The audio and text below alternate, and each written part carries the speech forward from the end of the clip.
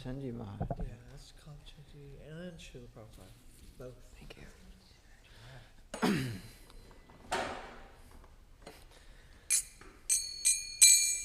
Jaya Radha Madhava Kunja Bihari.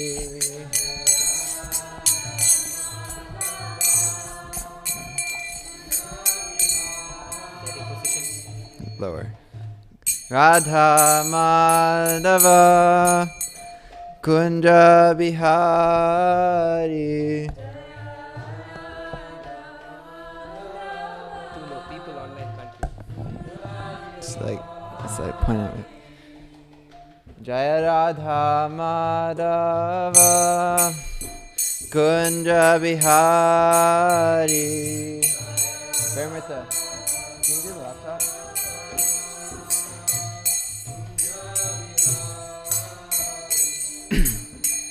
Gopi Janavalabha Girivaradari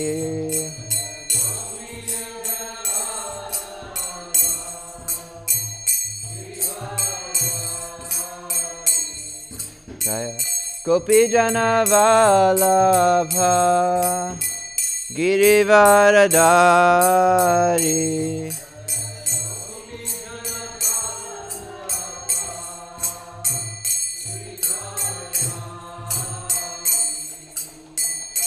Yashodanandana Vraja Janaranjana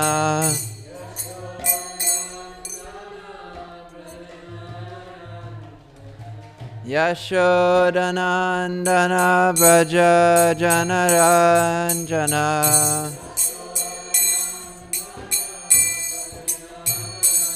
Yamuna Tira Vanachari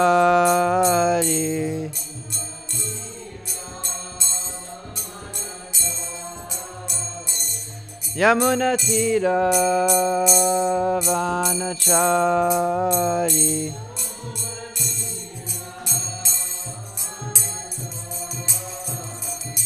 Jaya Radha Madhava Kunja Bihari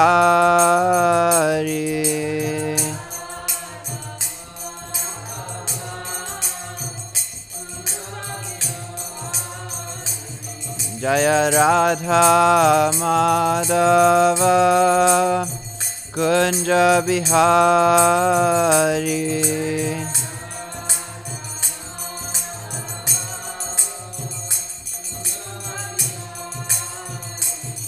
Hare Krishna Krishna Krishna Hare Hare Hare Rama Rama Rama Hare Hare Hare Krishna Krishna Krishna Hare Hare Hare Rama Rama Rama Hare Hare Hare Krishna Krishna Krishna Hare Hare Hare Rama Rama Rama Hare Hare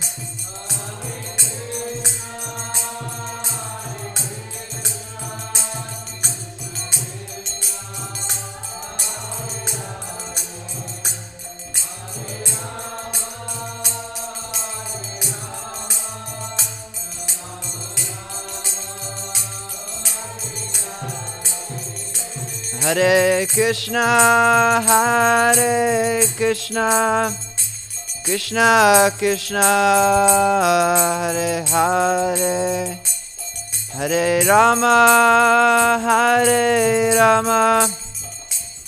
Rama Rama Hare Hare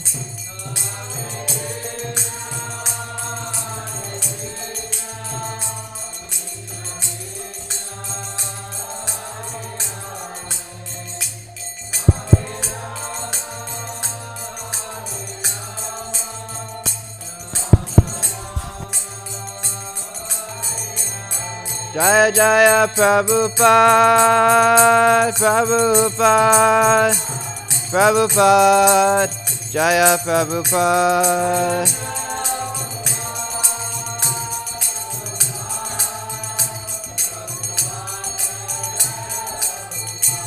Jaya Jaya Prabhupada,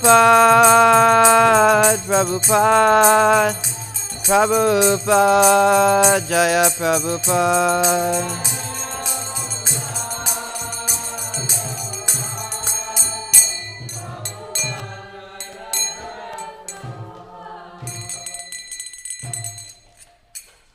Srila Prabhupada ki jai. Srimad Bhagavatam ki jai. Shri Shri Radha Kalachandji ki jai. Good morning, everyone. Welcome to this morning's Srimad Bhagavatam class. We can get right into it. Om Namo Bhagavate Vasudevaya.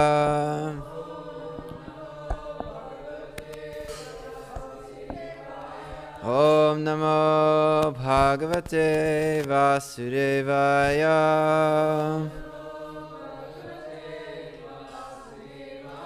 Om Namo Bhagavate Vasudevaya. We can recite these together.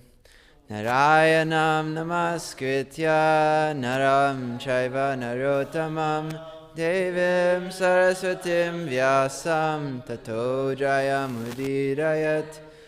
We're reciting this Srimad Bhagavatam, which is the very means of conquest. One should offer respectful obeisances unto the personality of God.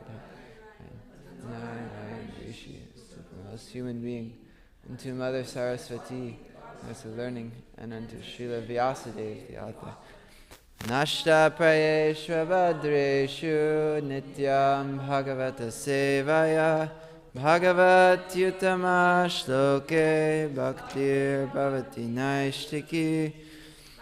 Our attendance in classes on the Bhagavatam, and by rendering of service to the pure devotee, all that is troublesome to the heart is almost completely destroyed.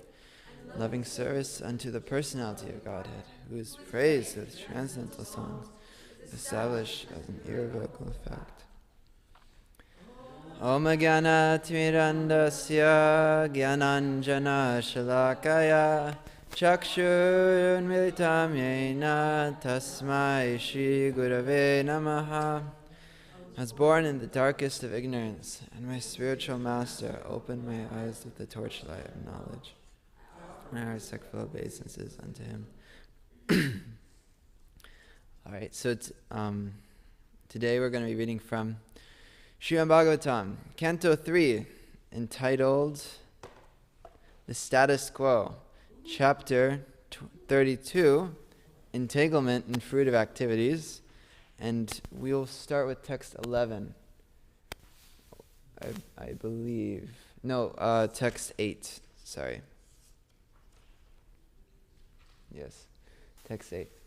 Just a little forewarning.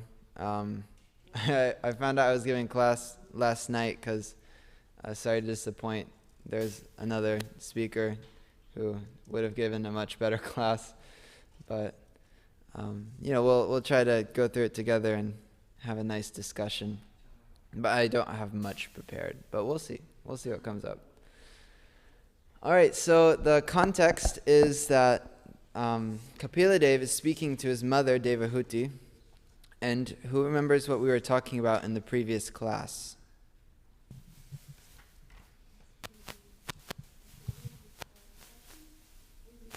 Can you use the mic? I can't hear you.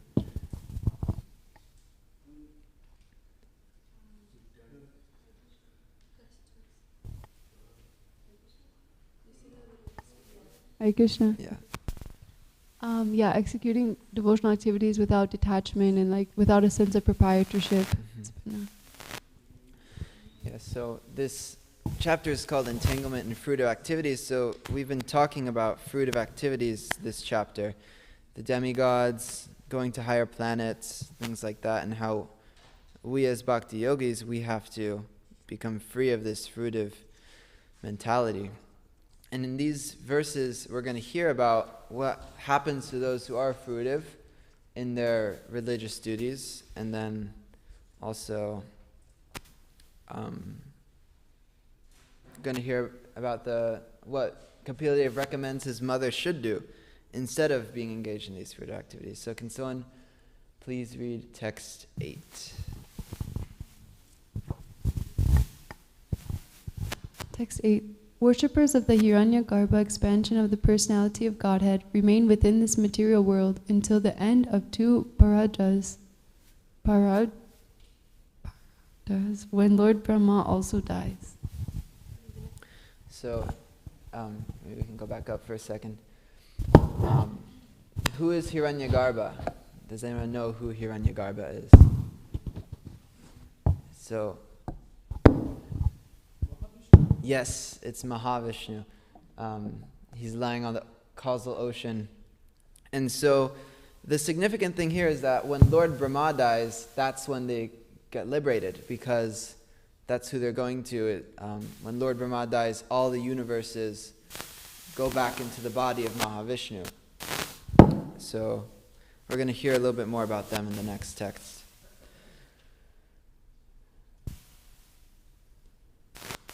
Text 9.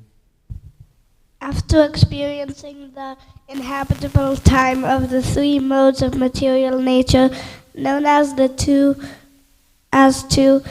paradas, Lord Brahma closes the material universe, which is covered by layers of earth, water, air, fire, ether, mind, ego, ethic, and goes back to Godhead. Jai, thank you. So Brahma, he lives out his full lifespan, and this is specifically talking about Brahma who's a devotee. Sometimes in different universes, Brahma doesn't necessarily go back to Godhead. It's described how we go through millions of life forms, from the ants to Lord Brahma. And so I believe that Brahma in this universe, he is a devotee, and he has these pastimes with Krishna and things like that. So next verse, please. The yogis who become detached from the material world by practice of breathing exercises and control of the mind reach the planet of Brahma, which is far, far away. After giving up their bodies, they enter into the body of Lord Brahma, and therefore, when Brahma is liberated and goes to the Supreme Personality of Godhead, who is the Supreme Brahman, such yogis can also enter into the kingdom of God. Alright, so this is kind of interesting. These are Ashtanga yogis. They're practicing breathing to control the mind. And they enter into the body of Lord Brahma. And then they become liberated. Is this...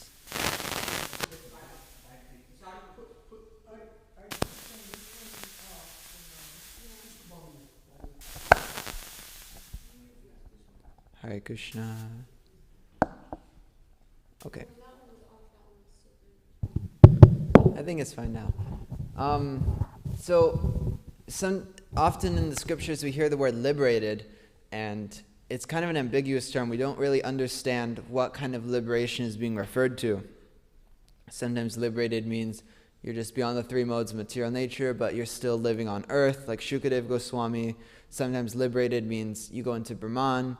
Sometimes liberated means you go back to Godhead, you go back to Vaikuntha, Krishna Loka. So this liberation, actually, they're entering into the body of Mahavishnu with Brahma, as Prabhupada explains in the purport of the next note of the text 15. So we can read the next text. Okay. Are we reading 10? 11. Oh, wait. 11. Yeah. Therefore, my dear mother, by devotional service, take direct shelter of the Supreme Personality of Godhead, who is seated in everyone's heart. All right, we'll come back to that text later. And then you could read 12 through 15. My dear mother, someone may worship the Supreme Personality of Godhead with special self-interest, but even demigods such as Lord Brahma, great sages such as Sanat Kumar, and great munis such as Marichi, have to come back to the material world again at the time of creation. When the interaction of the three modes of material nature begins, Brahma, who is the creator of the cosmic manifestation and who is full of Vedic knowledge, and the great sages who are the authors of the spiritual path and the yoga system, come back under the influence of the time factor. They are liberated by their non-fruitive activities and attain the first incarnation of the Purusa. But at that time of creation, they come back in exactly the same forms and positions they previously had. So this is I found it very confusing. Prabhupada has an amazing purport on this. Because it's saying that they are liberated because of their non-fruitive activities, and they attain an incarnation of Krishna. They attain Mahavishnu. But then it's also saying that when creation happens again, they're sent back into the material world in the same positions as they were. So what's going on here? Maybe we could read the purport. Actually, yeah, the purport for 12 through 15. We can understand more of what's happening. Prabhu?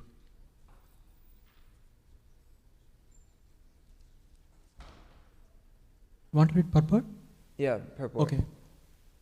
That Brahma becomes liberated is known to everyone, but he cannot liberate his devotees. Demigods like Brahma and Lord Shiva cannot give liberations to any living entity. As it is confirmed in Bhagavad Gita, only one who surrenders unto Krishna, the Supreme Personality of Godhead, can be liberated from the clutches of Maya. Brahma is called here Adhya Sthira Charanam. He is the original, first created living entity. And after his own birth, he creates the entire cosmic manifestation. He was fully instructed in the matter of creation by the Supreme Lord. Here he is called Veda Garbha, which means that he knows the complete purpose of the Vedas. He is always accompanied by such great personalities as Marichi, Kashyapa, and the 7 sages, as well as by the great mystic yogis, the Kumaras, and many other spiritually advanced living entities. But he has his own interest, separate from the Lord's. Bheda Dhrstya means that Brahma sometimes thinks that he is independent of the Supreme Lord, or he thinks of himself as one of the 3 equally independent incarnations. Brahma is entrusted with creation, Vishnu maintains, and Rudra, Lord Shiva, destroys. The 3 of them are understood to be incarnations of the Supreme Lord in charge of the 3 different material modes of nature. But none of them is independent of the Supreme Personality of Godhead. Here, the word Bheda Dhristya occurs because Brahma has a slight inclination to think that he is as independent as Rudra. Sometimes Brahma thinks that he is independent of the Supreme Lord, and the worshipper also thinks that Brahma is independent. For this reason, after the destruction of this material world, when there is again creation by the interaction of the material modes of nature, Brahma comes back. Although Brahma reaches the Supreme Personality of Godhead as the first Purusha incarnation, Mahavishnu, who is full with transcendental qualities, he cannot stay in the spiritual world. Alright, so this first paragraph kind of summarizes the whole explanation. Basically, they don't go back to Godhead, they go to Mahavishnu. And we're hearing this point that you can't worship the demigods to go back to Godhead. And even Brahma. And then Prabhupada is saying that sometimes Brahma sees himself as independent, sometimes he sees himself as separate. And then sometimes his worshippers also see him as independent or separate from Krishna, from Vishnu. And so because of this slight tinge, either in his worshippers or in himself, they actually can't stay with Mahavishnu. They have to go back to the material world. So this is kind of going to be one of our themes of this class, is that how to be liberated, how to actually be liberated. Because we're seeing that if there's any tinge of independence or monism, wanting to be one with the Lord or something like that, you actually can't get free from the cycle of birth and death. All right, we can read a few more texts. Text 16, please. Before we read that, I think Hiranyagarbha is Lord Brahma. And Prabhupada also mentions in the purport. Yeah, Hiranyagarbha is a manifestation within the material world. He is not Mahavishnu. And the returning of all the spirit souls into Mahavishnu here is basically the total annihilation. Two pararthas means two halves of Lord Brahma's life. At the end of two halves, they go into the body of Mahavishnu and then come back again when the next creation starts happening. Okay, That's thank you. basically Thank you the for that clarification. Context. Okay, this is text 16. Persons who are too addicted to this material world execute their prescribed duties very nicely and with great faith. They daily perform all such prescribed duties with attachment to the fruitive results. Okay, next text, please. Such persons impelled by the motive passion are full of anxieties and always aspire for sense gratification due to uncontrolled senses. They worship the forefathers and are busy day and night improving the economic condition of their family, social or national life.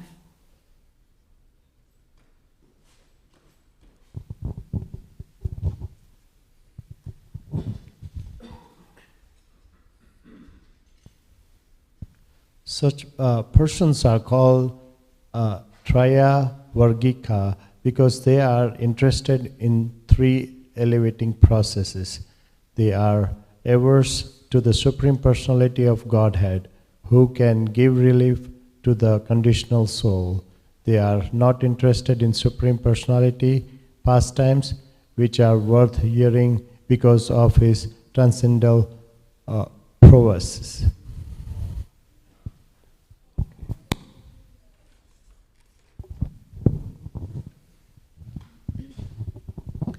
Such persons are condemned by the Supreme Order of the Lord because they are averse to the nectar of the activities of the Supreme Personality of Godhead. They are compared to stool-eating hogs. They give up hearing the transcendental activities of the Lord and indulge in hearing of the abominable activities of materialistic persons. Okay, so we're hearing more and more about these people who are more attracted to demigod worship and more attracted to pious activities and rituals than they are to actually developing love of God, Krishna. Can you read the next text, please? Such materialistic persons are allowed to go to the planet called Pitraloka by the southern course of the sun, but they again come back to this planet and take birth in their own families, beginning again the same fruitive activities from birth to the end of life.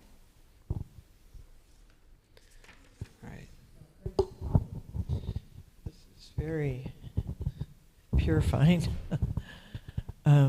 Text 21, when the results of their pious activities are exhausted, they fall down by higher arrangement and again come back to this planet, just as any person raised to a high position sometimes all of a sudden falls. Wow, that's a very significant verse. We can cover it a little more in a minute. Please read the text 22. My dear mother, I therefore advise that you take shelter of the Supreme Personality of Godhead, for his lotus feet are worth worshipping. Accept this with all devotion and love. For this you can be situated in transcendental devotional service. All right, so Kapila Devi talks about all these, and then he finally comes back to the same point. Just worship Krishna, worship the Supreme Personality of Godhead, because he's the only one who can give you liberation. Can we go back to text 11, please?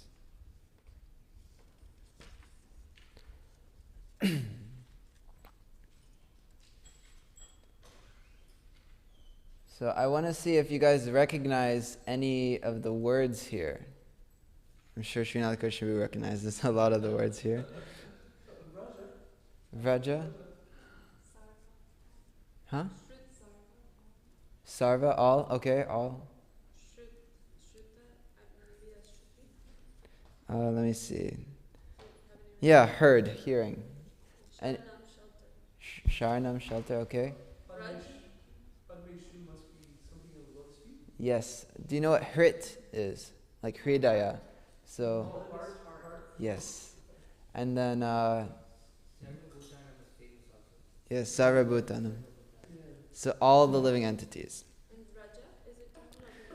No, actually, we'll see. Does anyone know this verse? Saradharman parityaja mamekam sharanam vraja.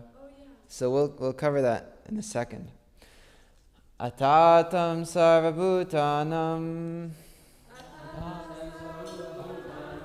hritpadmeshu kritalayam shutan bhavam sharanam shutanubhava sharanam Raja bhavena bhamini. One more time. Atatam sarvabhutanam hrit padmeshu kritalayam shutanubhavam sharanam Raja bhavena bhamini. Please chant. Atatam sarvabhutanam hritpadmeshu kritalayam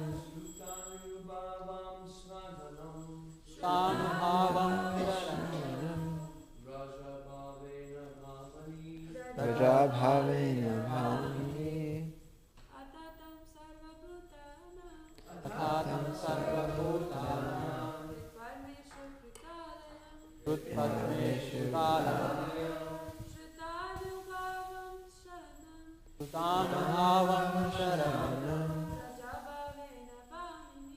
Raja bhavena bhamini. One more, please. Adhatam sarvabhutanam Hrutpadmeshu kritalayam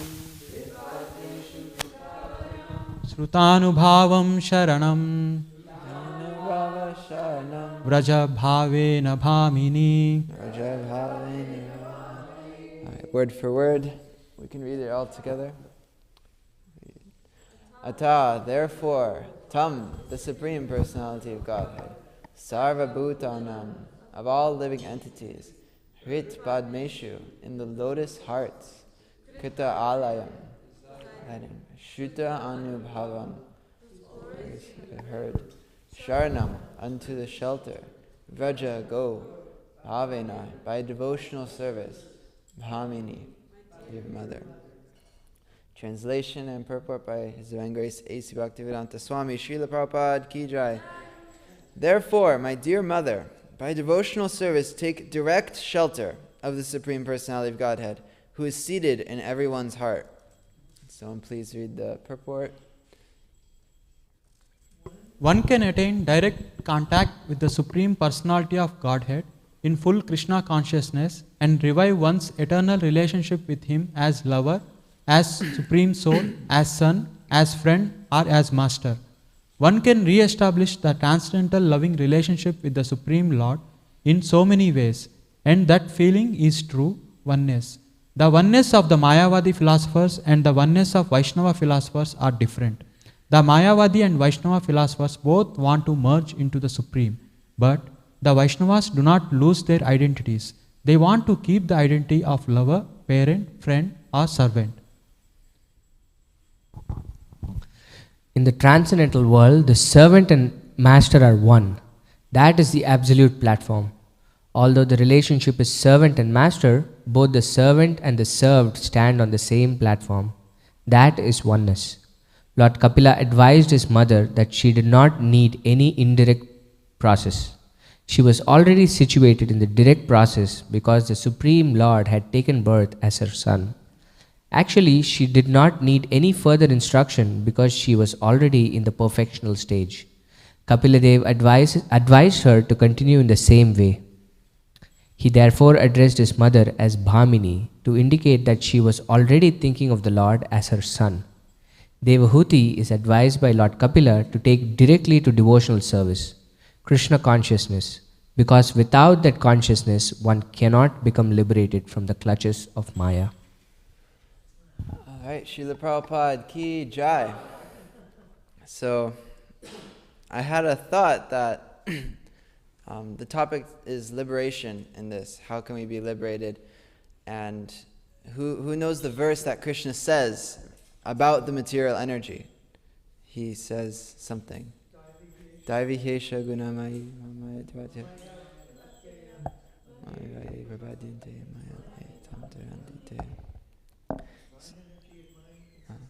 Three modes of material nature is difficult to overcome, but those who have surrendered unto me can easily cross beyond it. So we're wondering, how can we get liberated? How can we break free from these three modes of material nature? And something that we're seeing is that it's not by our own efforts. It's not by our own endeavor, really. We see that people are, they're trying to do this ritual, trying to do that ritual. They're trying to worship this demigod. They're trying to, they're coming up with all these ways of trying to reach liberation on their own. And but what does Krishna say? He's just surrender unto me. And I guess we can talk about what does this mean to surrender. If we understand from the previous verse we read, it's saying that you can fall down from any position. You can be Lord Brahma, you can fall down. You can be in the heavenly planets, you can fall down. Even you can be a great devotee, and still there's always that danger of falling down, because Krishna says, this divine energy of mine, it's impossible to overcome without surrendering unto me. And we can see this, that there are many examples of people falling down because of pride.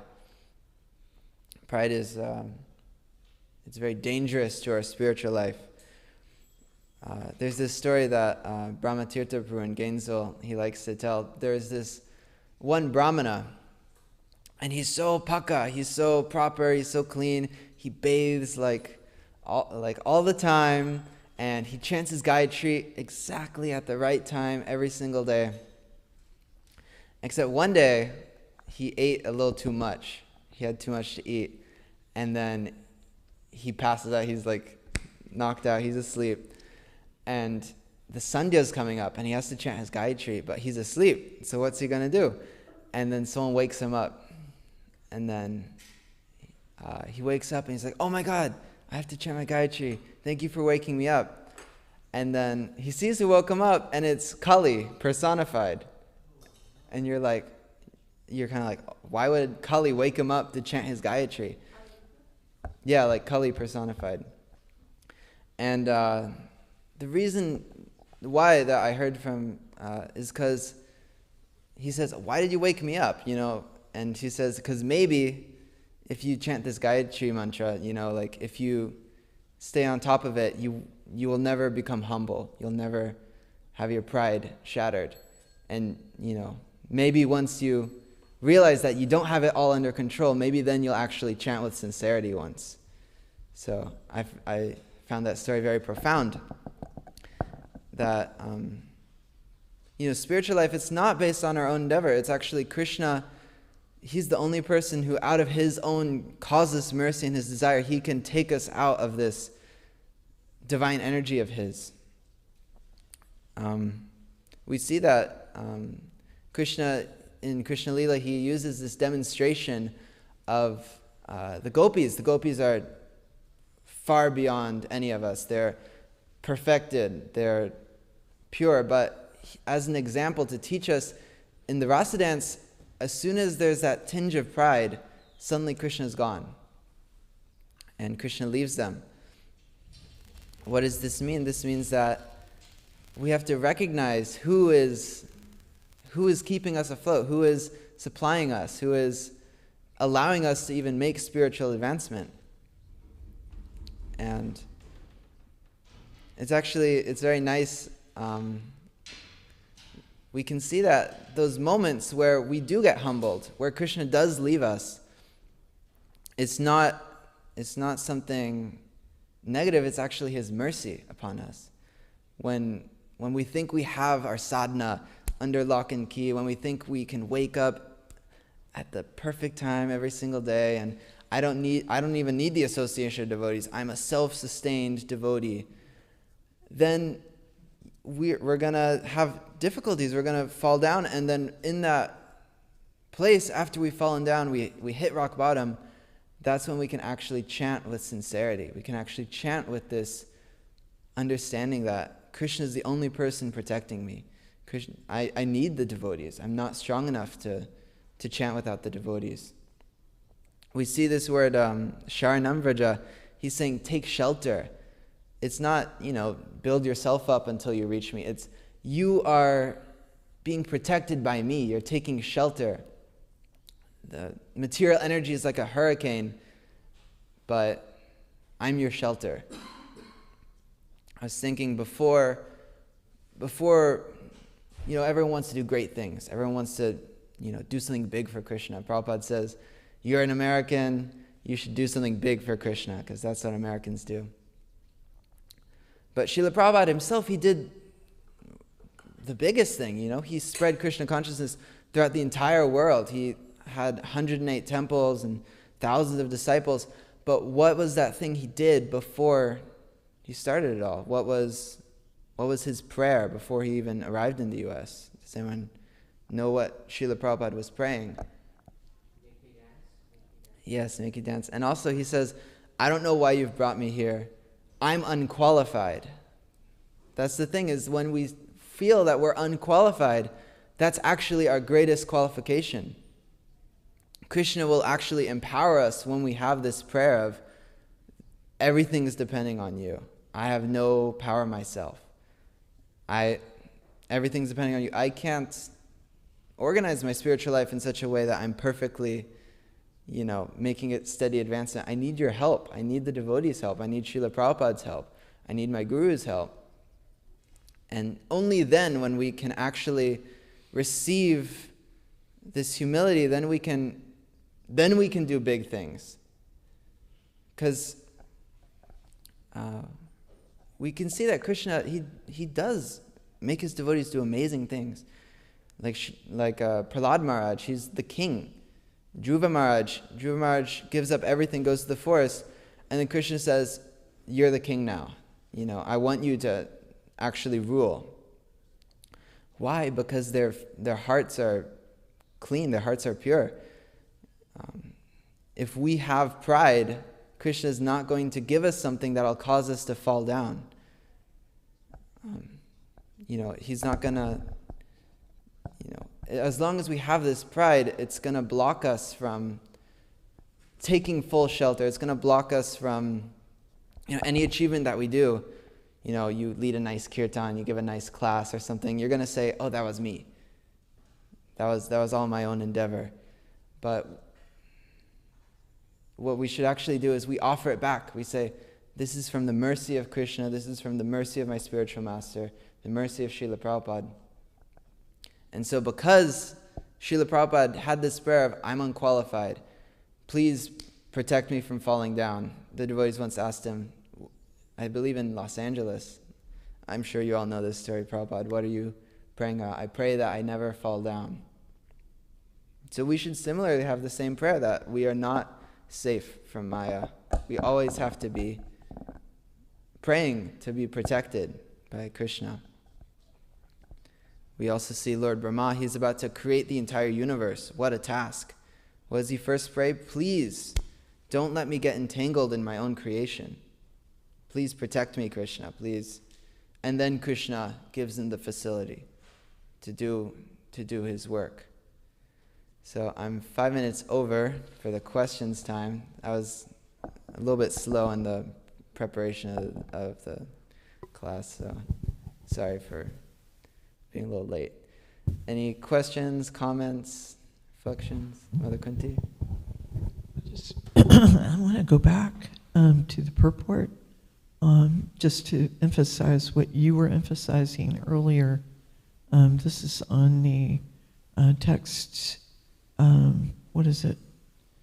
Oh, so many here. It's 12 through 15. Mm-hmm. And then we read the first paragraph, but I just want to read the first sentence of the second paragraph. Mm-hmm. The specific significance of this coming back may be noted. Brahma and the great rishis and the great master of yoga, Shiva, are not ordinary living entities. They are very powerful and have all the perfections of mystic yoga, but still they have an inclination to try to become one with the Supreme, and therefore they have to come back. And he goes on, the Srimad Bhagavatam, it is accepted that as long as one thinks that he is equal with the Supreme Personality of Godhead, he is not completely purified or knowledgeable, in spite of going up to the three Purusha avatar. In spite of going up to the first Purusha avatar, Mahavishnu, after the dissolution of this material creation, such personalities again fall down or come back to the material creation. Anyway, I just wanted to emphasize Yeah, Prabhupada's saying that if you have the slight inclination of, I'm equal to God, I'm independent of God, I'm one with God, you're going to not be able to be liberated. You're going to come back down again. You're going to be stuck in samsara until Krishna gives you enough lessons that you realize that that's not the reality. So, any other thoughts, comments? On that specifically, or just on the topic? Just on the topic. I was really appreciating your point about pride and stopping us and really becoming absorbed in Krishna consciousness, and that humility is the key. And this has actually been a theme that I've been seeing in my life right now. And I was directing towards that this desire for results or even expectation of results is often this pride that's getting in our way, because we're so attached to the results that we are overlooking the process, our intentiveness and our intention while doing it. So I'm wondering, how do we overcome this? I mean, it's so innate in us to be going for a goal and for a result. So how do we overcome this? How do we become humble enough to realize that Krishna is completely in control of the results? Mm-hmm. That's a great question. Kaylee, do you have a thought? You can share your thought. Hare Krishna. Yeah, I like this question. But I think with pride is mostly we just kind of want to be seen. I think most people, I don't think it becomes perverted when we make it perverted, but I think it's we really just want to be seen by each other. We want to be seen for the good works that we do. So then I feel that being in a positive, encouraging association really helps with the pride, because when we feel seen, we don't feel like we have to make it gross, like we have to try harder, we have to do something to be seen and then feel proud about it. But if we're doing something that we could become prideful for, and someone is like, oh my gosh, thank you so much, this is a really nice service, it humbles us. I feel it's oh my gosh, actually, this person, they see what I'm doing, and then it feels less gross. I think it's kind of a natural human need, is to feel seen and to feel heard. That helps us feel connected. Yeah. So that's what. I'd like to share. That's a great point, Kaylee, in that in spiritual life there is appreciation of the devotees. There is this result to our activities. Krishna himself appreciates our activities, but our perspective has to be humble in the sense that I don't deserve this reciprocation. I don't deserve this result. Mother Urmila, she gives this analogy of how when you go to a store and you buy something for $10, you bring it home, and your friend says, "Oh, I got that for $5. You got cheated." And then the guy, he's very upset with that he bought it for $10. But if it's the other way around, you go to the store and you buy something for $5, and the person says, "Oh, I got that for $10. You're like, "Oh wow, I got a deal, I got a score. I didn't deserve that." And it actually allows you to relish so much more the things that you don't deserve. It's human nature that when you find yourself undeserving, whatever comes your way is so much more there. But if you sit there and you think, I deserve this result, I deserve Krishna's reciprocation, I'm working so hard and Krishna's not reciprocating, then the result becomes tainted in that way. But if you say, I don't deserve the result, and whatever Krishna gives me, that's out of his own mercy, it's out of his own kindness to me. Maybe if that helps. Does anyone have any other thoughts? Gokulananda Prabhu, Srinath Krishna Prabhu.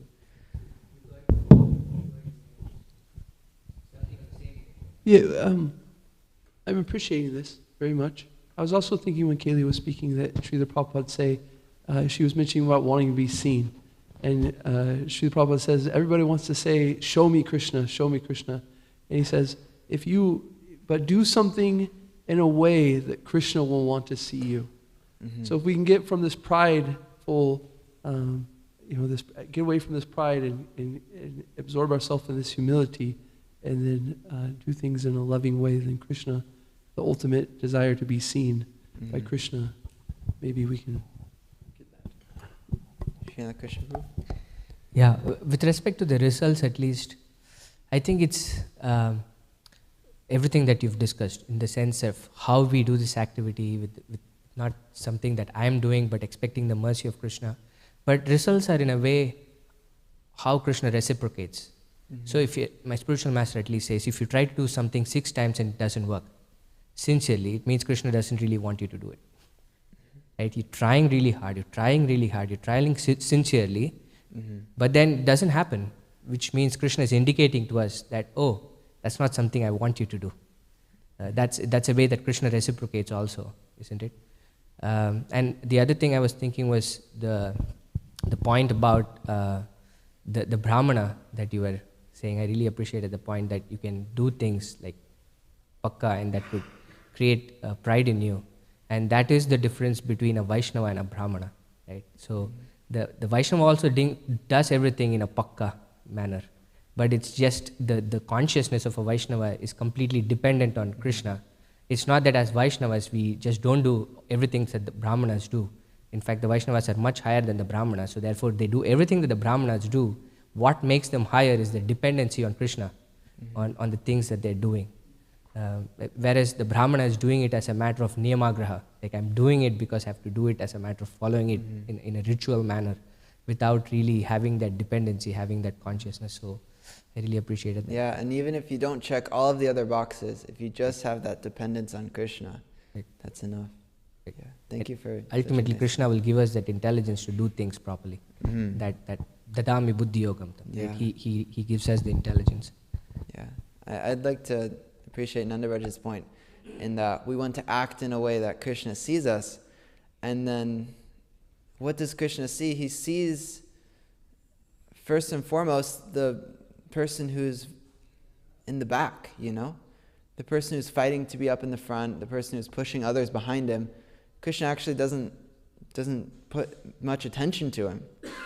It's described how the gopis, they're always trying to, Radharani herself, she's always trying to push others towards Krishna in that humble mood, but then who's Krishna's favorite is Srimati Radharani. Why? Because she's so humble, she's so pure, and she sees that I'm not qualified to be alone with Krishna. You should be with Krishna. You should be with Krishna. And Krishna sees that. Krishna appreciates that, and that's how you become most dear to Krishna, is by pushing others forward instead of shoving yourself forward. So thank you. Any other last points, Mother Kunti? He sent in a little message. Thanks to Dhrstadyumna Prabhu for subbing for me and giving Srimad Bhagavatam class this morning. Very good presentation, especially for one with little time to prepare.